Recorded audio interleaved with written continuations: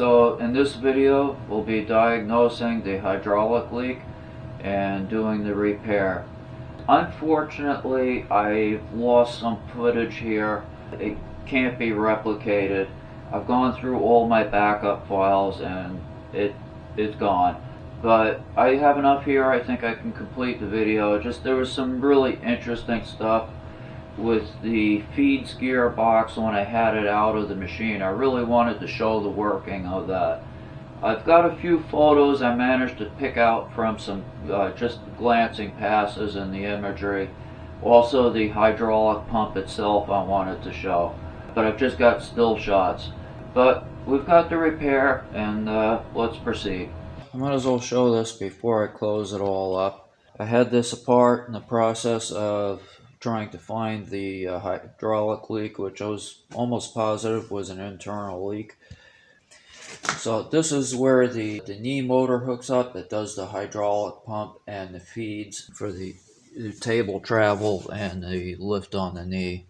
So we've got a clutch here. This is hydraulically driven. I believe this one is for the rapids, and there is another one down in the middle there somewhere. I think that's it right there. I'm not sure if that's what we're looking at, but somewhere in the middle is another clutch pack and cylinder. I think the cylinder is right in this piece right here. I'm not 100% sure how that all works, but I believe hydraulic pressure is fed in through the center of the shaft, and back here there's two pieces here. So I think this is a cylinder and piston that compacts the clutch pack and engages it, and the same thing in there. I'm not sure just where the clutch pack is. I can see some sort of what appears to be the cylinder. The clutch pack itself may be hidden in part of the casting here somewhere, because I didn't see actual clutch discs like this in there anywhere. But they're probably just out of sight. I know there's a second clutch, and one is for the feeds and one is for the rapids. You've got the motor here. The motor engages to the opposite side of this plate, and this plate bolts up on the face of this, and these gears here, that's see, that one is driven from the motor. That's just an idler in the middle that transfers power over, and this gear here would fit in this slot driven from here. So it just drives through, and that feeds to the internals in the knee. Also, this up here drives the lead screw that drives the table back and forth. And I think this is actually a coaxial setup inside this expansion tube here, because as far as I can tell, all of the table feeds that happen in here, I believe the power is transmitted through here. I think what they did is they ran a spline shaft up the center, and then coaxially over that is the lead screw. Either that or there's a lead screw internal. It may just be that this is a spline shaft, and the lead screw may actually be internal in this cavity behind these louvers here. Yeah, I'd have to unbolt the whole thing to get that out. I'm not going to take it apart just to figure that out. But that's a separate cavity from down underneath here. What we showed, there's a cast iron wall that goes in between there. That's probably what they did actually. Is probably the lead screw is in that cavity. Probably fed right off the back of the crank handle for the Y-axis up there. I found the source of the hydraulic leak, and it is internal as I expected. Let's see if I can show it up here. But this copper line up here, the brighter of the two, the one that doesn't have as much oxide on it, right in the bend right there, it is split on the top side where you can't see it. I ran some air pressure through the hydraulic system just to try and find it, and she squirted right out, right in that bend. So that is it. So that comes from the back of the filter housing right there, and it runs across the back because you have this gear assembly up here. This gear assembly does my feeds and speeds. It's all controlled from this wheel. So runs across back there. I get grease on my phone here. Okay, so there it is at the top. You can see it right over that shaft, and it runs up to the left side wall. Yeah, it'll be on your left. And it goes a little bit back there out of sight. But what that is doing, it runs to the pump housing here. So that is the high pressure line that comes from the back of the pump housing. It is the main feed for the hydraulic system. Some low pressure also gets bled off that through a metering system in here that takes care of the lubrication. It just bleeds a little bit of hydraulic fluid off and uses it to lubricate the machine. But the high pressure line is where the leak is, and it's losing it before it really gets into anything else. It's not losing all the pressure. I still have 150 psi. So I've been able to use it until I tore everything down here. But it's not in spec. You can see right here it says it should be 200 psi at operating temperature, and we're not there. And when it starts getting really warm after it's been running for a couple hours, it drops even further. It goes down to about 140. And I'm going to burn my clutches up if I keep operating it like that. So now I know where it is. It's actually a fairly easy fix, a lot better than what some of the alternatives could have been. When I started this, there were possibilities of seals that went bad, or piston seal for the deactivation of the hydraulic clutches. So thankfully it's none of that. It's just a copper line that's just common refrigerator tubing. So I got to take, what I'll have to do is I'll pull this pump back out. I've had this out before. And there's a compression fitting on the back side where it goes through the wall here. I just got to disconnect that, disconnect where it goes into the back of the filter there, reform a copper line and put it in, and that'll take care of the leak. Then I can start reassembling this. Okay, so I just pulled out the pump housing. So this is the pump here, that's the drive gear, and rest of the housing. So around the perimeter here, there's a series of holes here. Some of these are the bolt holes that hold the pump housing on. These are guide pins, that one, and let's see, I think that one there. 2 guide pins. And the rest of these are ports for hydraulic fluid. Some go in, some go out, and pressurize different parts of the system. And you can see on the pump housing here, you can see they have these O-rings that fit in a little groove to seal it. So back here, this is the line that gave me the trouble. The brake, if we can see it, is way up in that back corner, way back there. So I've just disconnected this end, and I'm going to go around on the other side and pull this out. I got a rundown up here. Oh, I'm getting dripped on here. That is disconnected. I've come to the realization here that this has been done once before. I'm not the first one in here to do this particular job. Because as I mentioned before, this is a lighter color, it doesn't have as much oxide, and all the other lines are dark. And if you look back there, you can see there's a crimp in the line. This is not professionally done with, from the factory. Somebody's had this problem before and replaced it, and it is probably because of the same reason that I'm doing it. I believe that the former owner had turned up the regulator on the pump to the point that it no longer released at all. The seat of the regulator was jammed right down. The spring could not contract any further. It just compressed all the way. And that is probably what blew it. It's probably what blew it for him in the first time. He replaced it but never fixed the regulator issue. So it just did it again. So hopefully I'm right on this, and when I put this back together, I'll set the pressure to where it should be, and hopefully it works good from there on out. So I need to make a little correction here. I originally, as I described, I thought that the overpressure was the fault of the former owner. And there may be some part to that, but it was not the whole picture. A lot of this was actually me. The regulator was turned in like that But I found after I reassembled this and I got the pipe fixed and all that, when I did this, put it together, it was still warm and it worked normal. But now that it's gone back into winter here, what I have found is that when the machine is cold, the regulator cannot relieve the pressure quick enough when the pump is running at full speed. When I started this back up in cold weather, that gauge shot way up. I shut it right away, but it was going up over 600 psi. It's only supposed to be 200. So now what I've done, I'm using a heater down here that I try to keep this warm even when I'm not in here. It's just a little Kate's heater for like keeping an engine block warm. You put it on the oil pan. And so that's basically what I'm doing here. It's on the oil pan for the hydraulic fluid. It's about a 200 watt, 250 watt, something like that.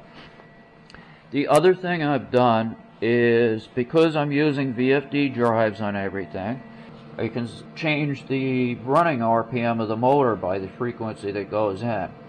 And okay, so this switch was my on-off for the hydraulic pump and all the knee operation.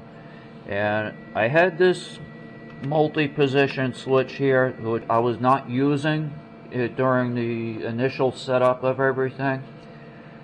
And I ended up, because of this issue, I reprogrammed the VFD drive so that I could have 3 separate running speeds on it, and I hooked this switch up to select those speeds. So the middle one runs full speed, the normal 60 hertz. And additionally now, if I go to the right, it drops it to 30 hertz, so the motor runs half the speed. And if I go to the left here, it runs at 15 hertz, 1/4 of the RPM that it normally would run at. And what this does is it allows me to start the machine up when it's cold or not warm enough yet, let the oil circulate, and as it circulates, the oil warms up a little bit, it thins down. The warmer oil that's in the pan because of the heater starts to warm up all the tubing in there, and the steel, the pump and all that. Everything starts to circulate and warm up, and the oil thins a little bit. And as it warms up, I can watch that gauge, and I know when the time is right, I can raise the RPM up. And usually I start out 15. Right now 15, it's running good, I can go straight to 30.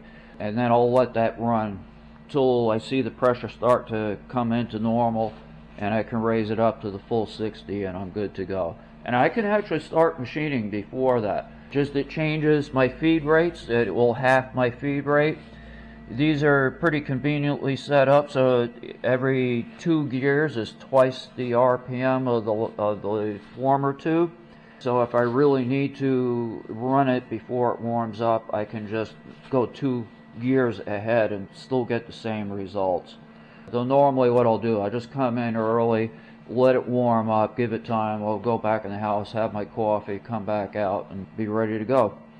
So that took care of that solution pretty easily. Nice advantage of the VFD drives there. So let's try this out. We'll run the, okay, I can't run the fast one yet because it is cold. So we're going to start, we'll start at the low one. That's going to be 15 hertz, the slowest RPM. You can hear that it's quite slow. And then if I flip it over, that would be 30. So this is still half the RPM that it's supposed to run at. I can't bring it all the way up now because the machine is cold. But if I go to the middle position, it will run full speed. So once it's warmed up, then I can go there. Okay, so I made up a wire template out of coat hanger. That fits in there good. And I just used my bender. I just got this one. Got this pipe bent. Still got to cut the ends. I'm going to leave it a little long to start, and we'll trim as we go. But bender seemed to work good. Didn't have any kinks in it. This is just standard Husky brand bender. Got it at Home Depot. I don't know how strong it is, but for soft metal it seems to be alright. I think that's all it's meant for, is just copper and aluminum. I have another one that I use for brake line tubing that's probably stronger, but the mechanism to do the end has a little more tendency to kink. It's more of a roller setup. This has a nice shape in here that just follows the copper pipe, so it really holds it in the right shape as it goes around. So, you know, I don't think it will work for steel. You probably snap the handle, but for copper, it seems to do the job pretty good. Can do a fairly tight radius here without kinking it.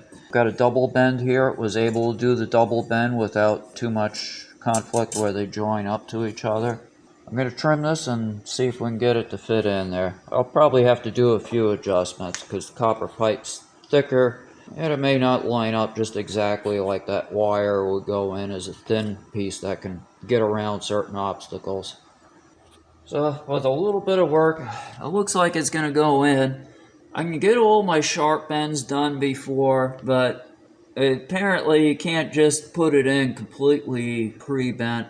There's just no way to get it finagled into place there. So what I did, if I'll show from the bottom here, we'll get this fitting in here. That's fitting. We're going around to the back.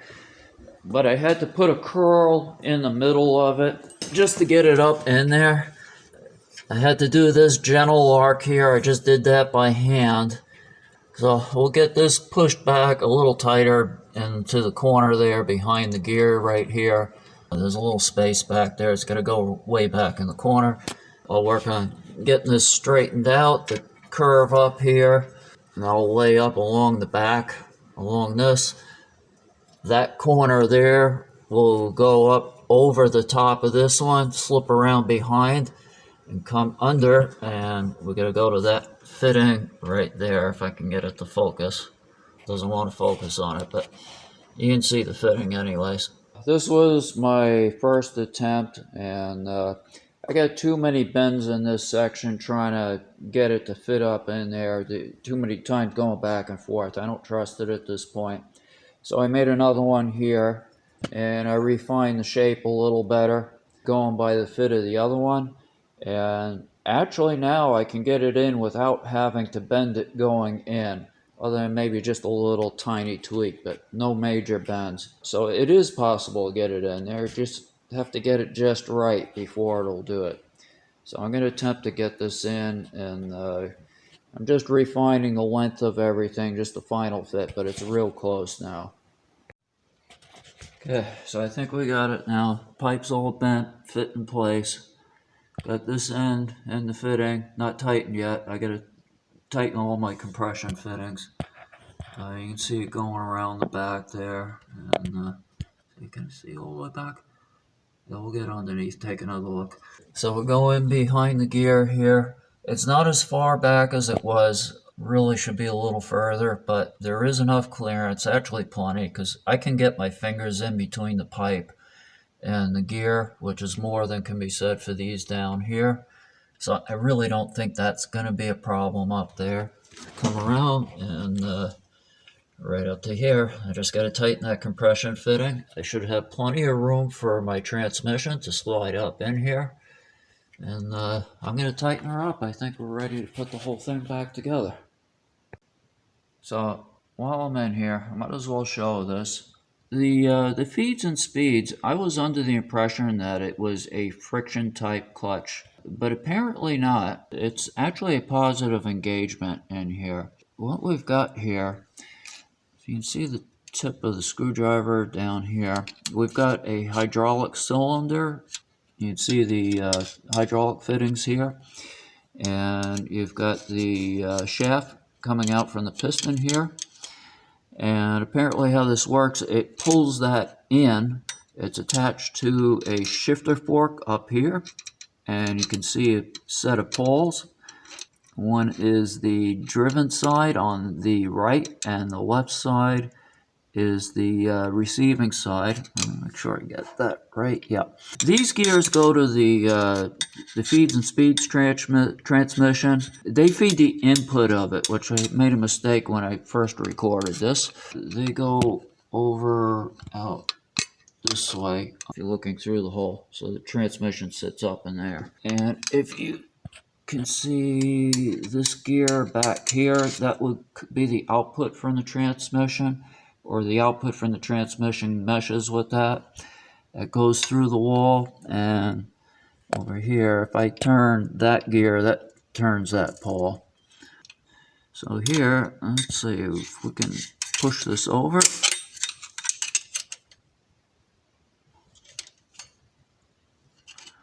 Okay, so that just moved the pole over, and now we're moving the feeds when I turn that gear. And when you go to release, it just pushes this back, if I can get it in here. So now it would be released. And this is for the regular feeds when you're cutting. The rapids would be that frictional clutch that I showed previously. See if I can point this out. This is just off my editing software. So that's what we were looking at in the previous view. We were looking through this hole right here, and this is the gear that drives the transmission, and that's the one that the output of the transmission meshes with and goes through the wall and drives that pole. So I realized that in some of the video that I showed of the insides, it's a little hard to get a picture of the orientation and where everything is. So that big opening that I was looking up into where the pipes are and the gears, this whole plate, this is the bottom of the transmission. We're underneath the machine here. And I'll take this little heater out of the way here. And I was working up inside there. There's another little one in the back, but the area we were in was above here. So this is the bottom of the gearbox. And the leak was up in this front corner up here where that bend was. That would be up here and about that high. And where the end of that pipe went on the front of the machine, there was that fitting. That would be back here, about 4 inches back, about that high. I'll show you on the side here.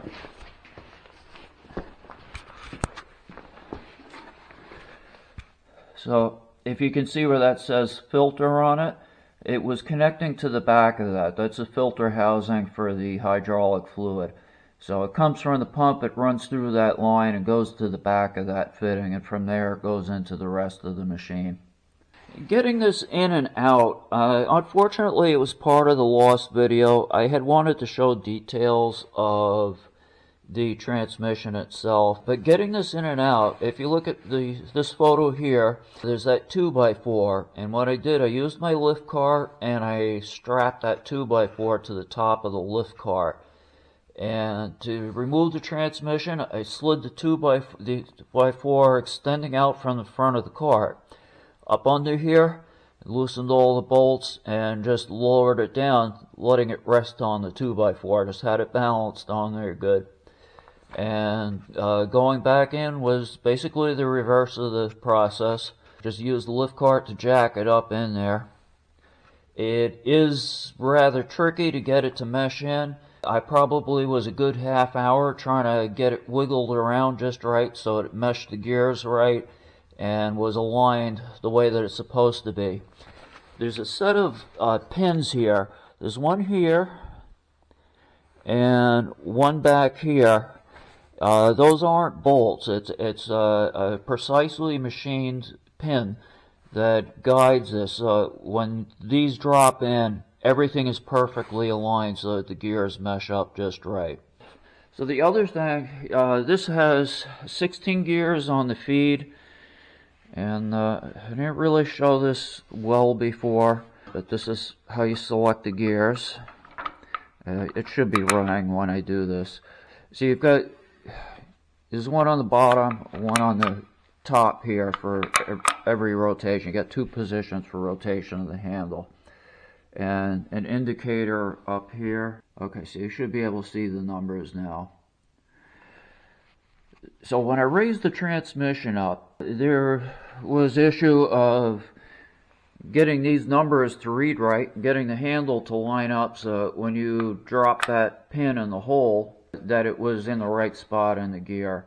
And at first, you know, I tried when I put the transmission out, I never rotated the gears and put it back in. But by the nature of the way that it goes in and out, they turn just as part of the process of raising it back in there. So when I got it in, they didn't line up the way they should. And the numbers were off. The handle was part way out like that to reach the middle of the gear. So I want to give a little tip on that. The indicator wheel out here is, it's got a friction fit to, okay, so that whole thing turns around on there. And you've got a metal part in here that is geared. This is just friction held by this ring on the outside here. These two bolts tighten it on, it just squeezes it. So if you just loosen these a little bit, you can adjust that ring to get it to read to the right number. And the process that I did, you've got 30, you can have the high speed, and then it drops to 1/4. So you keep, with the machine running, you keep going around and run the feeds till you find the 2 gears where you have the high speed and then drops to absolute crawl. Then you know you're in this spot between the two. And what I did is I picked the lower speed one, the 1/4 inch per minute, which is what that is. And then I'll turn this dial so that it reads 1/4 inch per minute up here. And then with the handle, you've got the shaft and there's a little pin right here that guides it in. I found this by luck, actually. I took this all apart thinking there was like a threaded adjustment in there or something, and there wasn't. But it turns out with the handle off, this shaft, if you push it in, push it in with your thumb to about 1 inch, it disengages gears on the inside, and you can just rotate that shaft without changing the gears in there. So with it out and the handle on, just loosely pinned, I would find out where the handle was. In my case, it was almost 45 degrees off. And I took note of that. I knew it was in gear. And how you find the center of the gear is you get 1 gear and you keep moving it till you feel it disengage, and then go up till you feel it. Just kind of bump the handle. You'll feel it torque the handle. And you know that's the start of the gear. And then go to the other side. Do the same thing going the other way. And from that, you determine where the center of the gear is, or where you want it to actually stay engaged. So that was determined to be about 45 degrees off. So then I pushed the shaft in to disengage it, rotated it to 45 degrees, pulled it back out to have it locked in, and then I reinstalled the handle, pinned it, and everything was correct. And now everything lines up perfect, and it reads the proper gear up there. So just a little tip, if somebody has one of these machines and they have to go into it, that's how you set that to make sure that you get it correct when you put it back together. So get ready to put this in. I'm probably not going to film it because I don't have time to set up for all that. But I just want to show this. I'm doing this old school. This had Indian head gasket sealer in here originally, was how it was put together instead of a gasket. You just put a film of this on both sides and assemble it. That you could tell that was in there from the hardened crust on the edges, and there was no gasket. And this is an old product, but they still make it. It's a great product for certain applications, and I use it quite a bit. So I'm going to assemble this the same way that it was done. It's the right way to do it, I think, on this. Now, Permatex, the regular, silicone sealant, it's good for loose fitting stuff that doesn't have a really close metal to metal seal. The automotive stuff, the finish is rather rough and it'll fill in the gaps. But for stuff like this, where it's a fine finish and you really want it to mate close, this stuff does a great job because it will squeeze down to a really thin film and you get your fit precision. So like when you put this up, it affects the mesh of the gears on here as it interacts with gears up in the bottom of the knees. So you want it to go right back exactly as it was, or your lash between the gears is going to be an improper spacing, most likely too loose, which will cause wear. So I'm going to finish this up. Just wanted to show that before I complete this assembly. So I didn't get to record it when I did the original video, or I forgot to do it. But the hydraulic leak is all fixed now, and I'll do a little demonstration just to show that the feeds and the rapids work.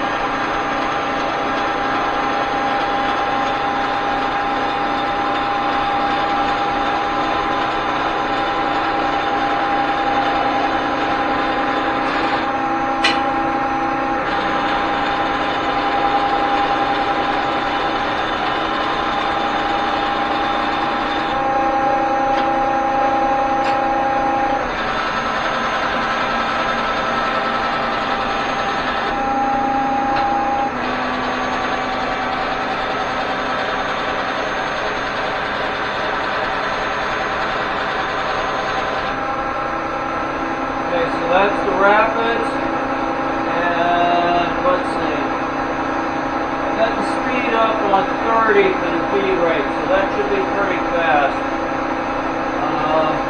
Yeah, I can spin that motor, but I'll let it go.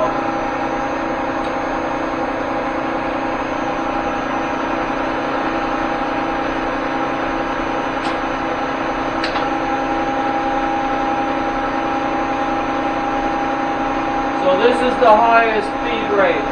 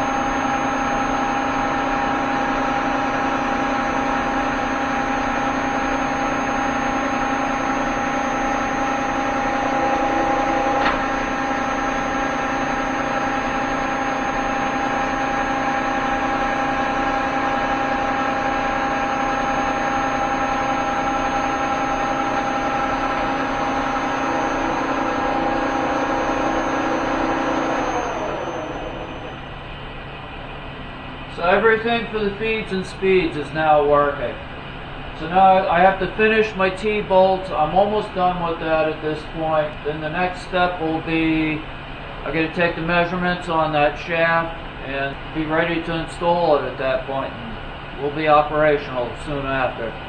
So I was trying to explain this as best I can without the video that went missing. I just got still shots here. So this is the transmission, and one of these is driven, I think it's this one here. There you've got two shafts that have sliders on them. And this is one, it has two sliders, one here and one here. And you've got your forks, they're just single pins for the forks. So you got a pin here and a pin here, they ride in those grooves. And the other shaft is in behind here, you really can't see it. But it also has two sliders, and the forks come from underneath. Same type with the pins. So let's turn around here and look at the other side. So this is the other side of the forks for the upper ones. I think they pivot right here on those two screws. So you've got a set of pins here, and they're riding in these grooves and the drums. And there's another drum here, and there's two forks there, or the pins for them there. And this gear attaches through a series of gears to the gear selector handle that is on the front of the machine. So these grooves, they go straight and then they do a zig to one side and then another straight section. And one of them just has one zig and the other one has two zigs in it. So it goes one side and then back again. Or it will move back and forth twice, whereas that one will only run once. What happens here, you've got, because you have 4 selectors and they all multiply, you get 16 gears. So this is the first one that turns. So one gear will switch and you've got 2 gears there, and then the other one will go twice for each time that does. So that gives you 4. And then there's an interesting, and the top one works just the same as the bottom one on that, where one goes once, one goes twice. Over here, there's a set of gears that link these 2 drums, but they're not just standard gears. They have gaps in them. And what it does is that'll run 1 turn for every 2 of this, but it's not like half the rate. They turn at the same speed when they turn, but it pauses in between. So it allows this one to go through all 4 gears that it has, and then when it comes back to the beginning again, it repeats those 4 gears, but this one shifts to the next step, and it will have 4 steps on it going all the way around. So that way you have the 4x4 and you get 16 gears.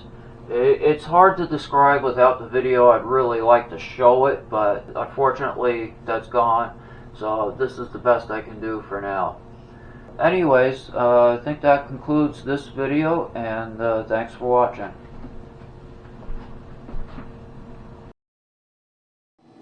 If you've made it this far, I hope you've enjoyed watching this video and found it entertaining or educational.